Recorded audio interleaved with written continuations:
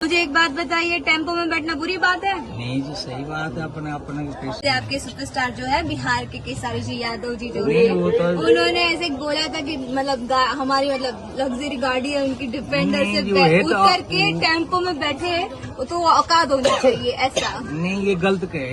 तो सबके पास डिफेंडर नहीं हो सकती है और सब रईस भी नहीं हो सकते हैं। तो ये जो लोग, क्योंकि हर लोग केसारी लाल यादव तो नहीं बन सकते हैं, तो ये इनकी मेहनत। तो भाई लोग, अभी आप लोगों ने देखा काजल राघवानी स्पेशल वीडियो बनाए हैं खेसारी लाल यादव के लिए टेम्पू और डिफेंडर वाले बात पर, जो खेसारी लाल यादव ने बोला था सुधाकर मिश्रा के इंटरव्यू में काजल राघवानी के लिए। उसी का जवाब देते हुए आज काजल राघवानी ने अपने इंस्टाग्राम आईडी पर ये वीडियो को पोस्ट किया है और लिख के मेंशन भी किया है खेसारी लाल यादव की लंबी चौड़ी बातों को।